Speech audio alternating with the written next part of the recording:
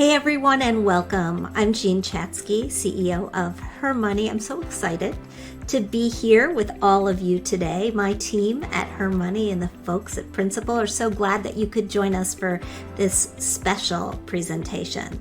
Today we're going to be talking about one of my favorite topics. We're going to be talking about balance in so many areas of life, whether we are juggling work and family commitments or career demands, or even that ability to get to our yoga class. Balance is a key to success. And there's perhaps nowhere that we see this reflected more than with our finances.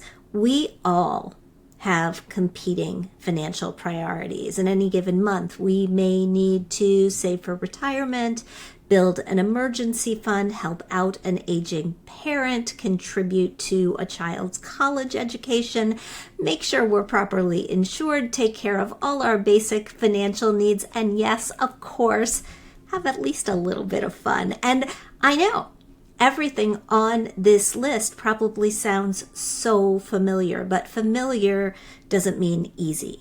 Making everything on your list happen, specifically making it happen simultaneously, or at least in the right-ish sort of order, it can feel like a Herculean task, but it doesn't have to be.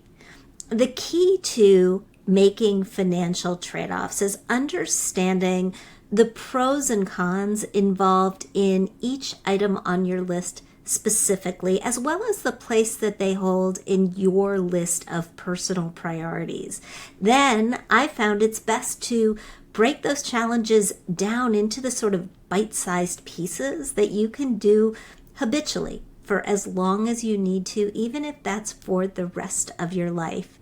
Today, we're going to break it all down with the help of two very special guests. Michael Norton is professor at Harvard Business School. He is also the author of the fabulous, if I can say so myself, the fabulous new book, The Ritual Effect: From Habit to Ritual, Harness the Surprising Power of Everyday Actions.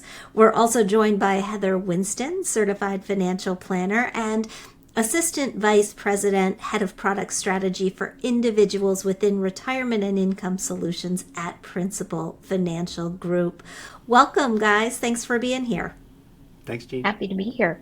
Mike, let me start with you. For starters, I'd love to know what financial trade-offs you're currently grappling with in your own life, and how have you seen these things impacting your short and your long-term goals?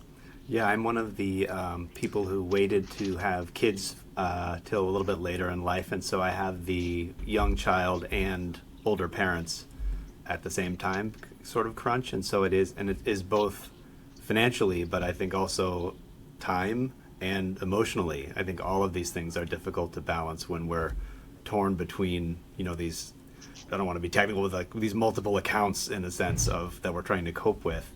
And so we do think a lot about where are we putting not just our money, but where are we putting our time, and especially where are we putting our emotion? Are we putting it in the right places so that everybody feels supported? Yeah, boy, it can be. I remember those years. My own children are out of college, but even the years of saving for college and trying to save for retirement simultaneously were a bit of a slog. Heather, how about for you on a personal level? I know that this is your field of expertise, so maybe it's easier for you than for most people. I wish I could say that they are easier for me than for other people, but I know that that's not the case. I'm struggling still with some of the decisions I've made in the past. And more specifically, a couple of years ago, my mom's health really started to decline, and our family made the decision to move her in with my husband and I. And she was highly functioning at the start, but over time she needed a lot more support. And it led to a numerous litany of just decisions that we needed to make collectively as a family, which included things like my husband changing his employment so he could be more present and available for her. And that obviously then had impacts to cash flow and where we were maybe considering retiring a little early. Now we have to rethink that timeline a bit. So I think it happens to all of us at varying points in our lives where these trade-offs and decisions we make they're just dependent on who we are and what we value. And the decisions we're making today are going to be with us for many years to come. So in that instance, I wouldn't trade the time I had with my mom for anything. And her care and well-being was our primary focus. But it definitely had an impact on short-term goals, things like traveling, even career aspirations for both of us. You've both now raised the concept of time within the framework of money and making financial trade-offs. And I think sometimes it is an either or, a little less of one and a little more of the other. Mike, as you think about this sort of time versus money continuum, do you have a personal philosophy for how you deal with that perpetual problem? We did this research years ago, I think when we first met actually, on the relationship between money and happiness, and tried to discover lots of things about it. But I think I could summarize it probably by saying that money makes us happy to the extent that it buys us time to do the things that are important to us. So we see that using money to buy experiences makes us happier than buying stuff. Experiences, though, often happen with other people. So you're not just buying yourself a trip, you're buying it for your family or your partner or whoever. Or giving money to others makes you happier than spending it on yourself. But that's social and connecting as well and consistent with your values. And so I think a lot about translating money into time. And am I using money in ways that are going to result in better time or not? And sometimes we can't. It's just a straight up trade-off. There's no doubt. But when possible, I try to think if the money needs to go there or there, what will result in time for me and the people I care about that's more valuable? I've always thought it's really helpful, and I can't remember if I learned this from you, Mike, or if I learned it from somebody else, but if it's you, I want to give you full credit. I've carried around this formula in my back pocket for many years that basically says if you know what you earn in a year, if you lop off the last 2 zeros and you divide by 2, that's essentially what you earn per hour. And it's a helpful metric to have to figure out if you want to do something or you want to outsource something. For me, and I know many people in my life love gardening. They like digging their hands in the dirt. They like watching things grow. All I can think about is that I'm ruining my manicure. And so, not high on my list. I will pay to outsource that, but I actually like parts of cleaning my house and other things that other people would consider chores. Do you have a personal way that you look at this, Heather? Well, I think first, I've always probably been a planner by nature. I've probably been thinking about these types of trade-offs of money and time probably since like 1977 when I cut my Barbie's hair off into a really nice bob. Will I get another one? Will it look awful? Will it stick out all over? That kind of thing. But needless to say, I like to really apply a process to all of the decisions that I need to make in order to really focus my attention. I'm a bit old school in by nature. I choose to write everything down on paper and then prioritize from there. But I do feel like most often it's not a question of whether the trade-off is a do or a don't, but more of a question of is it right away, or if not now, when? And so I always try to help encourage people to put a few steps into place. And it always starts first by thinking about what matters most to them right now, what's most critical to them, and then what do they want to do later. Just simply now, or later. Doesn't have to be more complicated than that. We're not particularly good at the later part. Mike, I know in your research you've dug into different ways to make us better at that part. How do we do that? I was just thinking one of the things that we've worked on actually to try to help people save more. It's true that people respond to things, if it's a higher savings rate, they're more likely to sign up and put money in the account. We do things pretty sensibly most of the time, but then life happens and we just take all the money out of the savings account because we need it or we want it or whatever it might be. And so we've actually done research to show that we'll have people create different accounts in their savings. And technically all the money's going into one account, but psychologically it's quite different. So you can have college fund and vacation, and sometimes people name them themselves actually in the research, so they come up with funny things like slush fund on names like this. But what happens is, first off, it's harder to withdraw from multiple accounts because it feels worse. If you just have one and you take out of it, it feels bad, but it's only one time. But if I'm taking out of all of these, I feel like I'm not so good. And it's very tangible what I'm giving up. If I have a experiences account, I'm putting money in that so that we can have a great experience a year from now. And sometimes I just have to give it up because life happens, but sometimes I don't need to give it up.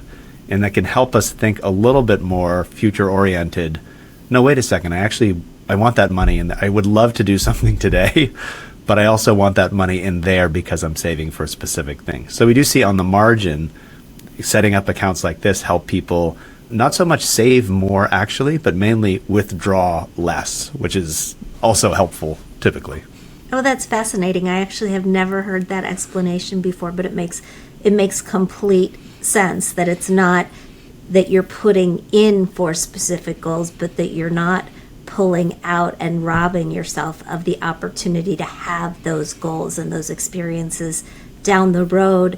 The broad category of what you're talking about are habits, and you've spent years, I know, Mike, studying habits and studying rituals. To what extent do we need to rely on things like habits and rituals to help us make better financial decisions, and why do we need to do that?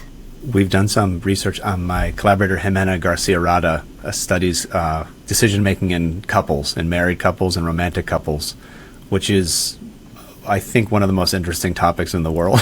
How do couples make sense of any decision they make, including money? And one of the things that we see in this research is that couples believe that talking about money will be as bad as talking about in-laws. Like they think that these are going to be just the absolute worst conversations. And in part, they think that because they think if they have them, it will just end in more conflict and more disagreement. They have the feeling we're not going to agree on anything, and if we talk about it, it will be worse. And of course, sometimes that does happen, and sometimes it is as bad as the in-laws. But what we show on average actually is that couples underestimate how well those conversations can go, and they underestimate the extent to which by the end they might actually come up with a plan that they both agree on.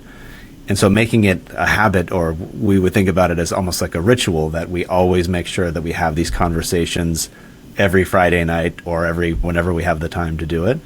But building that into it takes away the sting of, well, like, should I bring up money today, or are they it's a hard topic to bring up, but if you build it in as no, we do this every Friday night, it can take a little bit of the sting off and actually help you have these conversations that can end up being pretty productive. That's so interesting. Heather, you've looked at the real lives of a lot of people through the years, watching how they manage their money. What have you seen in terms of habits that help people and habits that actually are harmful? So it's interesting. I think much to what Mike was just talking about, sometimes we get in our own way, and not because we're bad people or we have some sort of ulterior motive and we're putting up roadblocks, but we just simply we're human, I think. Yes, we're human, and we want to avoid difficult conversations. We want to avoid having people potentially have a different view of us. And so when I think about a lot of people that I've worked with over the years, it comes back to really having a solid process, understanding exactly what you're going to do and the order in which you're going to sort of attack the problem, if you will. And in doing so, it gives them a much better sense of confidence in the process. And maybe I like that approach simply because I'm a process-oriented person, but it tends to seemingly over the past, 25 years or more, to always be something that resides with these people who are really good at it. They have a process, they follow that process, and then they don't deviate from it. But that doesn't mean the process is so stringent that they don't live their life at the same time. And that, I think, is the special sauce, if you will, that nuance of how do you continue to save for a nebulous goal like retirement, right? When you're 25, retirement is this long off future thing that you're not even really considering. But when you're 55, it's a whole lot closer. It means a whole lot more to you. Well, you don't want to start at 55. You want to start at 25, right? So how do you make those decisions in the moment that are going to benefit you, even if what you envision isn't entirely clear? And that's where I think a lot of people spend probably not enough time really understanding themselves.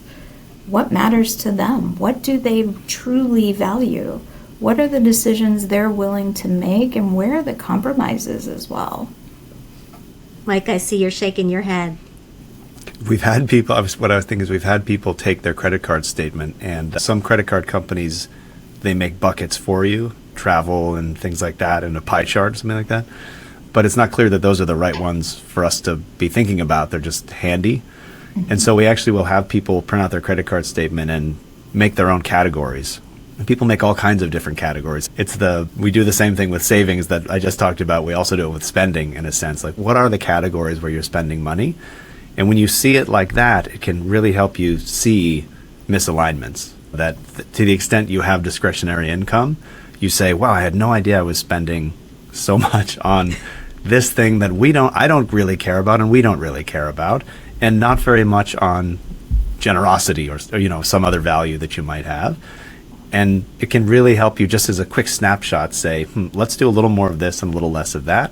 And by the way, let's do the audit again next month and see how we did. It's quick. It's not like a arduous process, but very quick snapshot. And just the fact that you're categorizing it already is making you think about, well, what are the categories even in life that matter to me and matter to us? They might be completely different from your categories, but that doesn't matter because mine are important to me. A friend of mine went through this exercise and discovered, as many people do, that he and his wife were spending what he felt was an absurd amount of money in restaurants. But he dug a little deeper and realized that what he was valuing about those experiences was that he was able to eat out with friends, not that he was getting some $40 entree. And so they just made the decision to go to cheaper restaurants. They didn't cut the number of times that they were eating out, as many people do, because they still wanted to see their friends, because that was what they valued, and it worked brilliantly for them. I love this idea. We see a huge category of expenditure, which is coffee. It's just like an insanely high amount of money each month. And for some people, they need coffee, and other people say, wow, I had no idea I was spending that much. I bet I could have half as much coffee and do something really great with the money that I would have instead, like go out for dinner with friends.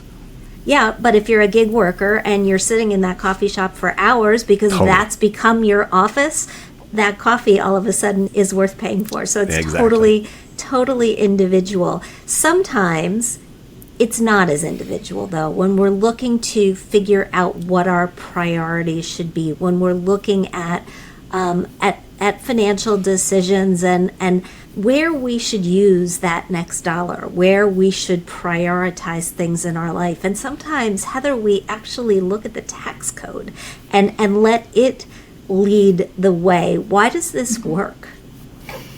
So I think primarily it's because we all need something to ground our decision making, right? And whether we're going to pay more or less to Uncle Sam, undoubtedly, is something that most of us can identify with, right? But I think I'd be remiss if I didn't mention there's an old saying, as both of you are likely aware, about not letting the tax tail wag the investment dog, meaning there are always implications in any decision that we make. And I personally believe that prioritization should always begin and end with the individual person and what they value most. Quite frankly, I'm sort of doubtful that anyone outside of the IRS or accountants even would ever say taxes are the thing they think about or add the most value to their lives, right? But that said, they should be a consideration when you're making financial decisions. Do you save for retirement in an IRA rather than in a bank savings account? There are benefits to doing one over the other, and you should be aware of that. If you're implementing a tax loss harvesting strategy and you do that continuously throughout the year, rather than just waiting until the month of December to say, oh, I haven't captured any tax losses this year, now's the time to do it. Doing that on a regular, habitual basis, those types of decisions, they're ties to taxes. But I think all that being said, solid financial decision making isn't really just about money and taxes, even if it feels that way to us. I've always believed that money is merely a tool that helps make your goal possible. And taxes are certainly part of the equation, but they shouldn't have to be the foundation of every decision that you make. Is there a way, because really what Heather is saying in a roundabout way is that it's personal, right? And you have to have a grip on what your priorities are. When I look at where to put the next dollar, I often apply a total returns lens to the question, which means, in my book at least, I'm gonna capture the 401k match if there's one on the table. Then I'm gonna get rid of the high interest rate credit card debt because the return on your money is equal to the interest rate that you're paying.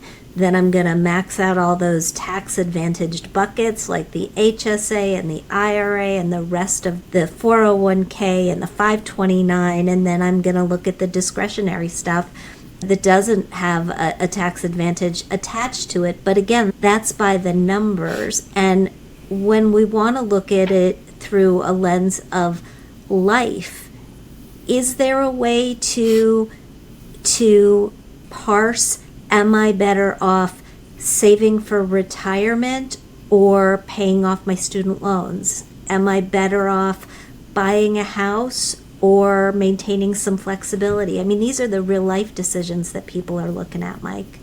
I think, you often see like online calculators for should you rent or buy. And if you've ever used one of those, you get an output and you say, I don't know about that. Because it's exactly your point. Which, I mean, number one, it's you might want to own a place for reasons that are not necessarily financial, but psychological. But also, of course, the environment changes so quickly that a decision, Heather was referring to this earlier, a decision that makes sense today in a year could look like a completely stupid decision if things change on you. And if you've only made the decision for the financial reasons, then you're in a world where as the environment changes, you can have huge regret. But if you've made the decision for reasons that are more about your values, you're probably still going to kick yourself for the financial decision. There's no doubt we all do that. But it's quite different to be in that situation if you say, yeah, but this is something that was important to our family to do this, and so that's why we did it. But I think most of us get a little distracted by the financial part. We should absolutely pay attention to the financial part, of course, but on top of it, I think there is this sense of we also want to do things that reflect what we want to get done. I was thinking of this research where they show that people will, if they have multiple credit card debts, What they want to do is pay off the one with the lowest balance first. And the reason they do that is because they want to cancel out the account. Now, on the one hand, that's not smart because we know how to allocate our money. On the other hand, if that saves you an enormous amount of stress to not be getting that reminder email every single day, then it's not financially sensible, but it might actually be better for your mental health in some way that we don't usually capture in Excel spreadsheets. I think that's absolutely right. I mean, I've seen these studies on whether we should avalanche our credit card debt, pay off the highest interest rate on down, or whether we should snowball it, pay off the smallest debt to the biggest debt. And it's incredibly personal, as is the need for financial safety, the need that some people feel more than others to take a certain amount or a less amount of risk. As you're talking to people, Heather, how do you navigate that? Yeah, I keep feeling like we constantly, in this conversation, we're coming back to, it's about having a very personalized, tailored conversation, right? And it doesn't always have to be individual to a financial advisor. You can choose from a myriad of online sources to be able to determine your comfort with risk. But you also have to understand what you're being asked and be able to put some context around it. And for a lot of people, that's a challenging thing to do. I always think of it as sort of two sides of a coin. One side being truly, what can you tolerate? What are you comfortable with? But then also, what is your capacity to take that amount of risk? Because your timeline might be shorter to your goal or longer to your goal, that will change how much risk you can truly afford to take versus how quickly we immediately say, oh, you're a moderate investor. Well, that means nothing to most Americans, right? And so we have to do a much better job as an industry, quite frankly, at really uncovering how do these pieces all tie together? How do we bring someone the best knowledge and education that we can to help them make the most informed decision about just simply where to start? And then we have to encourage them to do something. It doesn't have to be huge steps. We don't have to necessarily encourage someone to do things by leaps and bounds all the time. But we do have to be able to say, these are important characteristics and things that we want you to be considering, and these are the implications of those decisions. And then we have to have a really honest, straightforward conversation about that. Those types of interactions as an advisor are a challenging one to have because they are so highly personal, right? You're talking about someone's livelihood, the steps they're going through in their life, what are they working on? And there is nothing more personal than that. So finding people you can work with that you trust, that you feel comfortable with, that's always really critical in choosing how you want to approach it. How do you find those people? I mean, that is a question I get asked all the time. How do I find the right people? How do I find people who have the right skills? But more so, how do I find people that I can actually trust? And Heather, since you do this for a living, I'm going to throw this one right at you. Sure. Should we trust you, Heather? Yes, I think yes. I think you should. I think you should. When I think about it, there are a number of different ways, but what I've often found over the years is that we all trust our friends and our family quite often, more often than we do any financial professional. It's a little alarming to me how quickly people gravitate to TikTok for financial advice or other platforms where it may not be really well informed for you as the reader, you as the one watching the video, you as that person. And that, to me, that's the most critical element. It's easy to listen to a talking head. I'm a talking head, so I get it. People listen all the time, right? But at the end of the day, you want to ask around and talk to your friends. Hey, who do you use? Where do you get your information? What do you like about working with them? And you should approach it almost from the same sort of perspective of interviewing an advisor as you would interviewing a job candidate that deal with day to day. What makes them tick? What do you like about them? What are their hobbies? What are the things they value? Do you feel a sense of connection with someone? And if you don't, there's no harm, no foul. Then you move on to someone else. But usually the best source for each individual person's comfort is a little different, but it usually starts from finding out, hey, this person works with my cousin, works with my best friend, and they seem really happy with them. You should take a look at them or look them up or meet with them for coffee and just learn more about each other and see if it's a good match. I want to talk about some of the specific trade-offs that we often make as we search for different types of balance. And I'm talking about different sorts of financial trade-offs. The first one being the amount of debt that we take on. We have seen this year debt levels start to rise, continue to rise. Mike, I know in your work on happiness, debt is the thing that stresses people out more than anything else, and you gotta be careful, and yet sometimes it's necessary. Where's your line on the debt trade-off? This is not a surprising finding, but it turns out that debt is negatively correlated with happiness. So savings actually isn't super positively correlated, unfortunately, but debt is highly negatively correlated. It does weigh on us, of course, to have debt. However, Cassie McGillner-Holmes, who's at UCLA, has research where she shows that not all debt is equal in its impact on our happiness. And so, for example, things like student loan debt are not as negatively impactful on our well-being as debt that we would take on to buy a boat or something like that. So because we've taken on the debt for a reason that was important, it could be an investment in us, it could be an investment in our children, whatever it might be.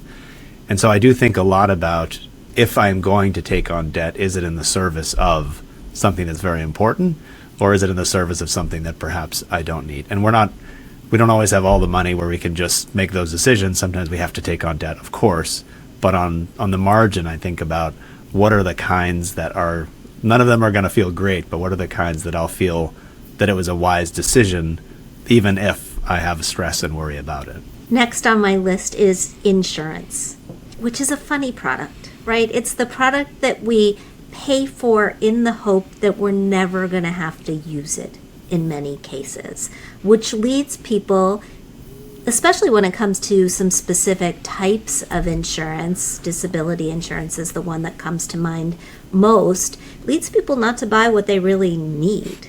How should we think about insurance as we're making financial trade-offs? Heather, I'll throw that to you. Sure. So I think first you mentioned disability insurance, so I'll start with that, right? I think there's this very large misconception because people assume it only relates to like accidents at work, simply because most companies in the US at least offer some form of a group benefit for disability coverage. But it covers much more than just injuries at the workplace. It can encompass things like critical illnesses, cancer, etc., and in some cases, even mental health situations. And I think we haven't always been incredibly effective at explaining the intention of these policies. I mean, I think of them as a way of protecting your income when something critically impacts your ability to earn money, right? And so most group policies through an employer, they're covering 60% of your income. But after taxes come out, you're talking about receiving 40 to 50% of your income. Well, for most people, that's truly not enough to maintain their lifestyle, to cover their expenses, to do those types of things. So that's why we advocate for considering supplemental policies. It's important for people who are the sole breadwinner in their household, right? If you weren't able to work, you don't want to make tough decisions at a time where you may not be at your very best to pull from savings or deal with tax implications of doing that, etc. And that's where a disability policy really can come to your aid in enabling a much better way of protecting what you have and what your family has. You know, that idea of having to make tough decisions leads me to the concept of emergency cushions, which we know Americans don't have, right? Most don't have. There have been a lot of studies that have shown that the vast majority of people in this country could not access $400 if they needed it in a pinch. And yet, when we do have them, I find we're kind of loath to use them. We don't qualify many things as an actual emergency. How can we get to better behavior when it comes to these important cushions, Mike? I think it's a lot more emotion than it is math. I think a lot about research by Abby Sussman at the University of Chicago on, she calls them exceptional expenses, but it's a bit tongue-in-cheek because we constantly have exceptional expenses, meaning if you think about next year, you think about, well, rent and the things that we have to pay, and you don't think about the refrigerator breaking, but something's going to break. You know what I mean? It's not exceptional in any way, but it's hard for us to imagine that because it's out of the ordinary. It's not a regular expense. And one of the things that she tries to do is help people think through, well, what are the things that might happen? These are actually extremely predictable, that you're going to have things in these different categories happen to you. So you need to be thinking about those, not just the regular expenses that you're tallying up. And that can actually help people think differently about how much they need to save and what it means to have an emergency fund, because now they're prepared that an appliance will blow up. And, once you're aware of that, you can prepare for that and say, let's make sure we have money in the emergency fund for the blown up appliance so that we can replace it. I love her research because I think it really helps you think about, practically speaking, what are the things that are coming at you that, yes, they're unexpected, but they're completely predictable at the same time, and it's important to remember that. I always hold on to the nugget from the Harvard Joint Center on Housing Studies that says you should really plan on spending 1% to 2% of the value of your home each year on maintenance. And if you're off the hook 1 year, hold on to that money because the next year it's going to be twice as bad. So it's coming for you whether you are ready for it or not. Last one on this list, you both raised the concept of caregiving earlier in this conversation, dependent care, child care, elder care. This is one of those trade-offs that I think really gets people, and especially gets women, who often take a step back from work, thinking about what we're compromising when it comes to salary, but not thinking about lost Social Security credits, lost seniority, lost retirement plan contributions. All of that adds up very quickly. Heather, you're nodding. So how do you think about this? Yeah, it's such a challenging topic for women in particular. And I'm nodding along because I'm just thinking, yep, I hear that so often. I stepped away. I couldn't save as much as I needed to. And I think some of those decision points we get faced with, both men and women, it doesn't matter our gender for the context of this, but I think it's understanding that first, your life, as much as we all might hope that it is a linear thing, and that we're all going to hit these varying points in our life where something matters more to us now than it did 5 years ago, and it will matter differently to us 10 years from now. The reality is that our lives kind of go in an ebb and flow state most of the time. And when that happens, we then have these decision points that confront us all the time. And I like to think about it in the sense that if I'm going to make the best decision I can in the moment, I'm not going to regret that. It may mean that I need to make a very different decision going forward, right? But the key to me is the action step that most people sort of delay, unfortunately, until it's way too late. And so it's okay to value, spending time with family and taking time out of the workforce to do that or to raise a growing family. There are huge value propositions in just that equation itself. But the key is when you can and when you are able to then start saving again for retirement, saving for bigger goals, whether that's college savings for your new expanded family, whatever the case may be, right? You want to get back on the horse and start doing that sooner rather than later.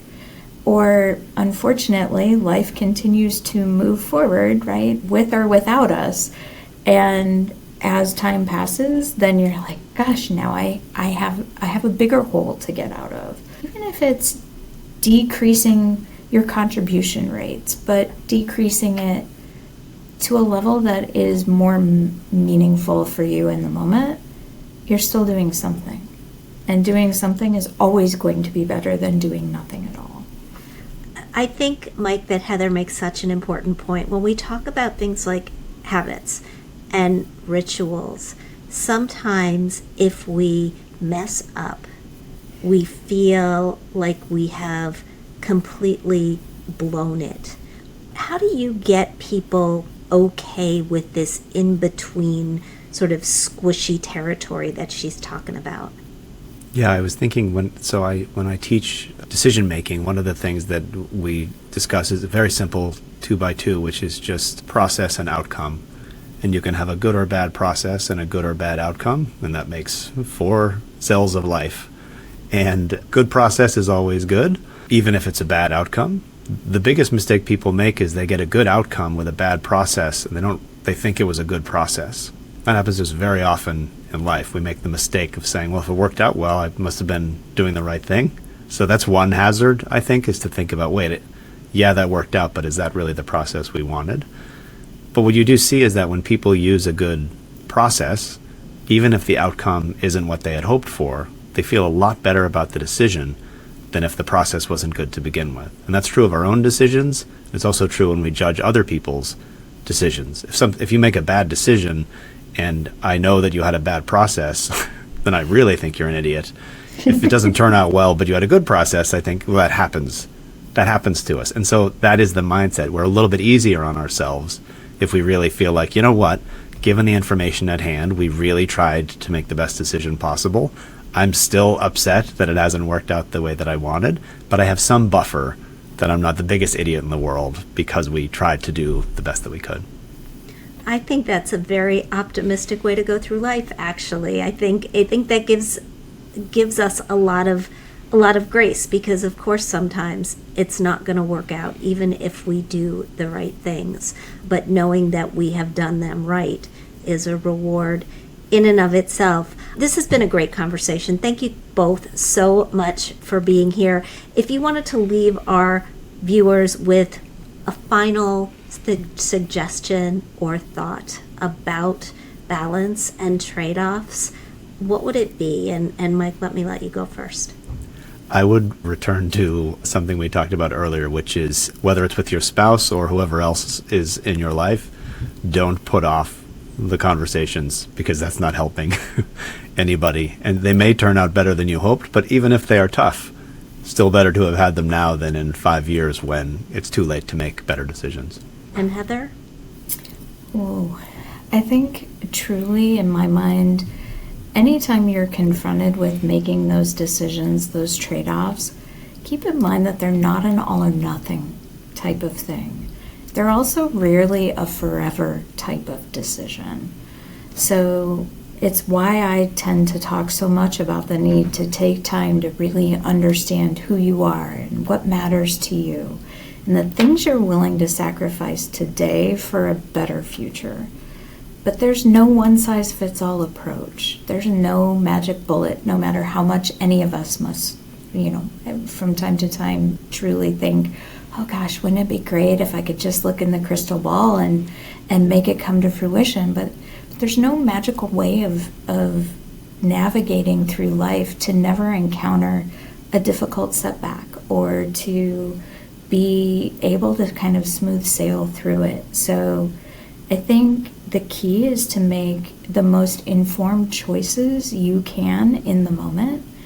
And I, as somebody who's a huge proponent of education and educating others, I think, quite frankly, Jean, what you and your team do with HerMoney is helping to put such valuable content and information into the ether for people to consider and think about in their own lives.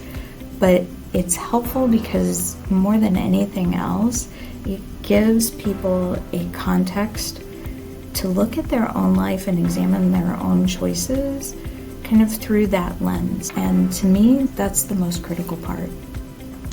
We will leave it there. Mike Norton, Heather Winston, thank you so much. Thanks everybody for watching. We'll see you next time.